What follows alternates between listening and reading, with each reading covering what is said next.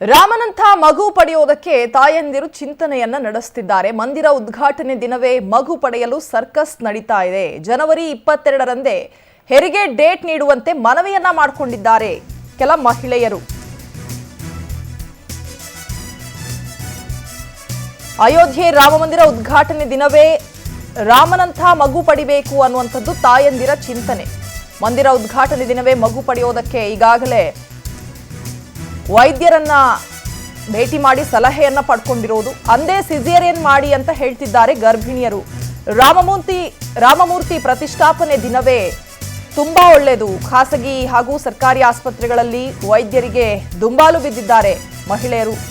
ಜನವರಿ 22ರಂದೇ ಹೆರಿಗೆ ಮಾಡಿಸಿಕೊಳ್ಳಲು ಗರ್ಭಿಣಿಯರು ಕಾತುರದಿಂದ ಕಾಯ್ತಾ ಇದ್ದಾರೆ. ಎಲ್ಲರಿಗೂ ಹೆರಿಗೆ ಮಾಡೋದಕ್ಕೆ ಕಷ್ಟ ಅಂತಿದ್ದಾರೆ ವೈದ್ಯರು.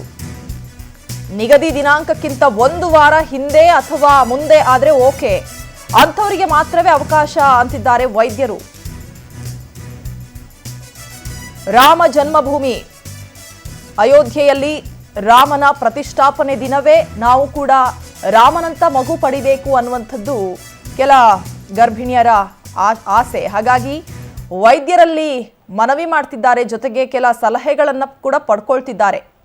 ಅವತ್ತೇ ಡೆಲಿವರಿ ಆದರೆ ಸೂಕ್ತ, ಅವತ್ತೇ ಹೆರಿಗೆ ಮಾಡಿಸೋಕೆ ಎಲ್ಲ ಮಹಿಳೆಯರು ವೈದ್ಯರನ್ನ ಭೇಟಿಯಾಗಿ ಸಲಹೆಯನ್ನ ಪಡ್ಕೋತಿದ್ದಾರೆ. ಆದರೆ ವೈದ್ಯರು ಹೇಳೋದು 1 ವಾರ ಹಿಂದೆ ಅಥವಾ ಮುಂದೆ ಆದರೆ ಓಕೆ, ಆದರೆ ತೀರಾ ತುಂಬಾ ದಿನ ಲೇಟ್ ಅಥವಾ ಒಂದು ವಾರಕ್ಕಿಂತ ಹೆಚ್ಚು ದಿನ ಅಥವಾ 1 ವಾರಕ್ಕಿಂತ ಕಡಿಮೆ ಏನಾದರೂ ಈ ರೀತಿ ಏನಾದರೂ ಆದರೆ ಪ್ರಾಬ್ಲಮ್ ಆದರೆ ನಮ್ಮ ತಲೆಗೆ ಬರುತ್ತೆ ಅನ್ನುವಂಥದ್ದು ವೈದ್ಯರ ಒಂದು ಚಿಂತನೆ. ಹಾಗಾಗಿ ಆಸ್ಪತ್ರೆಗೆ ಭೇಟಿ ನೀಡುವಂತಹ ಗರ್ಭಿಣಿಯರಿಗೆ ಅವರು ಸಲಹೆಯನ್ನ ನೀಡ್ತಿದ್ದಾರೆ. ಜಾನ್ವರಿಗೆ ರಾಮ ಜನ್ಮಭೂಮಿ ಸ್ಥಾಪನೆ ಇದೆ, ಪ್ಲಸ್ ಅದರದ್ದು ಇನಾಗ್ರೇಷನ್ ಇದೆ. ಸುಮಾರು ಜನ ನಮಗೆ ಮಕ್ಕಳಿಗೆ ಡೆಲಿವರಿ ಯಾವತ್ತೇ ಬೇಕು ಅಂತ ಹೇಳ್ತಾರೆ. ಆದರೆ ಅದು ಹಾಗೆ ಡೆಲಿವರಿ ಮಾಡೋಕ್ಕೆ ಕಷ್ಟ ಆಗುತ್ತೆ. ಯಾರಿಗೆ ಅದರ 1 ವಾರ ಆ ಕಡೆ ಈ ಕಡೆ ಡೇಟ್ಸ್ ಇದೆಯೋ ಅಂಥವ್ರಿಗೆ ನಾವು ಮಾಡ್ಬೋದು, ಹೊರತು ಎಲ್ಲರೂ ಡೆಲಿವರಿ ಆಗಬೇಕು ಅಂದವ್ರಿಗೆ ಮಾಡೋಕ್ಕಾಗಲ್ಲ. ಬಟ್ ಯಾರಿಗೆ 37 ವಾರ ಕಂಪ್ಲೀಟ್ ಆಗಿ ಅವ್ರಿಗೆ ಇನ್ನೇನು ಡೆಲಿವರಿ ಡೇಟ್ಸ್ ಹತ್ತಿರ ಇದೆಯೋ, ಈಗ ಜನವರಿ 29 ಇಲ್ಲ ಜನವರಿ 30, ಫೆಬ್ರವರಿ 2 ಇಂಥವ್ರಿಗೆ ಮಾಡ್ಬೋದು. ಅವ್ರಿಗೆ 37 to 38 ವೀಕ್ಸ್ ಕಂಪ್ಲೀಟ್ ಆಗಿರಬೇಕು. ಎಲ್ಲರಿಗೂ ಗೊತ್ತಿದ್ದಂಗೆ pregnancy 40 weeks. So 38 weeks complete ಆದವ್ರಿಗೆ ನಾವು ಮಾಡ್ತೀವಿ. ಮುಹೂರ್ತ ಹೌದು, ಒಳ್ಳೆಯ ದಿನ, ನಮಗೆ ಒಂದು ಐತಿಹಾಸಿಕ ದಿನ ಇದು, ನಿಜವಾಗ್ಲೂ ನಮಗೆ ಖುಷಿ ಕೊಡ್ತಾ ಇದೆ. ಆದರೆ ಹೆಚ್ಚಿನ ಡೀಟೇಲ್ಸ್ ನೀಡ್ತಾರೆ ನಮ್ಮ ಪ್ರತಿನಿಧಿ ಮಂಜುನಾಥ್ ಸಂಪರ್ಕದಲ್ಲಿದ್ದಾರೆ. ಮಂಜುನಾಥ್, ರಾವಣ ಪ್ರತಿಷ್ಠಾಪನೆ ದಿನವೇ ಮಗು ಪಡಿಬೇಕು ಅನ್ನುವಂತಹ ಒಂದು ಕೆಲ ಗರ್ಭಿಣಿಯರ ಆಸೆ ತಪ್ಪು ಅಂತ ಹೇಳಕ್ ಆಗೋದಿಲ್ಲ. ಆದರೆ ಅದರಿಂದ ಮುಂದೆ ಏನಾದರೂ ಅನಾಹುತ ಆದರೆ ಅದು ಬಹಳ ಪ್ರಾಬ್ಲಮ್ ಆಗುತ್ತೆ, ಡಾಕ್ಟರ್ಸ್ಗೆ ಇರ್ಬೋದು ಅಥವಾ ಕೆಲ ಗರ್ಭಿಣಿಯರಿಗೆ ಇರ್ಬೋದು. ಈ ನಿಟ್ಟಿನಲ್ಲಿ ಡಾಕ್ಟರ್ಸ್ ಯಾವ ರೀತಿ ಸಲಹೆಗಳನ್ನು ನೀಡ್ತಿದ್ದಾರೆ, ಏನೆಲ್ಲ ಬೆಳವಣಿಗೆಗಳಾಗ್ತಾ ಇದೆ ನಿಟ್ಟಿನಲ್ಲಿ ಮಂಜುನಾಥ್? ಎಸ್, ಖಂಡಿತ ರಜನಿ. ಈಗಾಗಲೇ ಏನು ಇದೇ ಜನವರಿ 22ನೇ ತಾರೀಕು ಅಯೋಧ್ಯೆಯಲ್ಲಿ ಶ್ರೀರಾಮ ಮಂದಿರ ಅಂದರೆ ಪ್ರಾಣ ಪ್ರತಿಷ್ಠಾಪನೆಯಾಗುವ ದಿನ. ಇಡೀ ವಿಶ್ವವೇ ಭಾರತದತ್ತ ತಿರುಗಿ ನೋಡುವಂತಹ ಅಚ್ಚರಿಯಾಗುವ ದಿನ, ಜೊತೆಗೆ ಇತಿಹಾಸ ಪುಟ ಸೇರುವಂತಹ ದಿನ.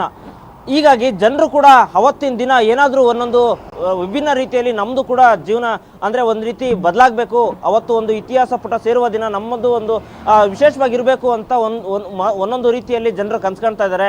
ಈಗಾಗಲೇ ಶ್ರೀರಾಮ ಮಂದಿರನ ಈಗಾಗಲೇ ಅಕ್ಷತೆಗಳು ಕೂಡ ಜನರು ಮನೆಗೆ ಬಂದು ತಲುಪಿರುವಂಥದ್ದು. ಈ ಹಿನ್ನೆಲೆಯಲ್ಲಿ ಅವತ್ತು ಜನವರಿ 22ರಂದು ಜನರು ಅಂದರೆ ಒಂದು ಭಜನೆಯಲ್ಲಿ ತೊಡಗಿಕೊಳ್ಬೋದಾಗಿರ್ಬೋದು, ಇಲ್ಲಾಂದರೆ ಅವತ್ತು ದಿನ ಏನಾದರೂ ಒಂದಿಷ್ಟು ಶ್ರೀರಾಮಾಯಣ ಥರ ನಾಟಕ ಮಾಡ್ಬೋದಾಗಿರ್ಬೋದು, ಅಥವಾ ಮಂದಿರಗಳಲ್ಲಿ ಅನ್ನ ಸಂದರ್ಪಣೆ, ಹೀಗೆ ಒಂದೊಂದು ರೀತಿಯ ವಿಶೇಷವಾಗಿ ಜನರು ಒಂದೊಂದು ಪ್ಲಾನ್ ಮಾಡ್ಕೊಂಡಿರುವಂಥದ್ದು.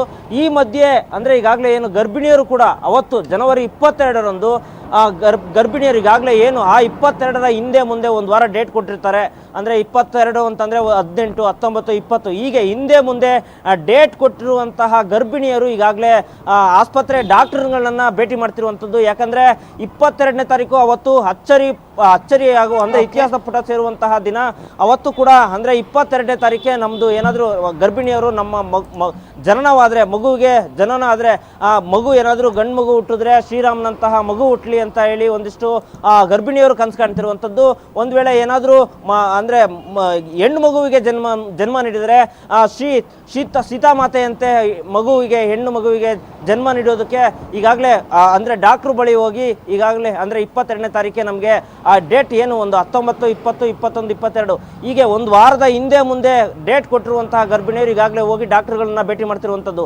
ಅಂದರೆ ಅವತ್ತೇ ಏನಾದರೂ ಒಂದು 22ನೇ ತಾರೀಕು ನಮಗೆ ಅಂದರೆ ಡೆಲಿವರಿ ಆದರೆ ಒಳ್ಳೆಯದು ಅಂತೇಳಿ ಈಗಾಗಲೇ ಡಾಕ್ಟ್ರನ್ನ ಸಲಹೆ ಕೇಳ್ತಿರುವಂಥದ್ದು. ಅದಕ್ಕೆ ಕೂಡ ಈಗಾಗಲೇ ಡಾಕ್ಟ್ರು ಕೂಡ ಗರ್ಭಿಣಿಯರಿಗೆ ಅವತ್ತು ಒಂದು ಇತಿಹಾಸ ಪುಟ ಸೇರುವ ದಿನ, ಹಾಗಾಗಿ ಆಗಬಹುದು ಸಿಸರಿಂಗ್ ಆದರೂ ಮಾಡ್ಬೋದು, ಇಲ್ಲ ನಾರ್ಮಲ್ ಡೆಲಿವರಿ ಏನಾಗುತ್ತೋ ಅದಕ್ಕೆ ಯಾವ ರೀತಿ ಡೆಲಿವರಿ ಆಗೋದಕ್ಕೆ ಅದಕ್ಕೆ ಡಾಕ್ಟ್ರು ಕೂಡ ಗರ್ಭಿಣಿಯರಿಗೆ ಈಗಾಗಲೇ ಒಂದಿಷ್ಟು ಸಜೆಷನ್ ಕೊಡ್ತಿರುವಂಥದ್ದು. ಥ್ಯಾಂಕ್ ಯು ಮಂಜುನಾಥ್ ಮಾಹಿತಿಗೆ.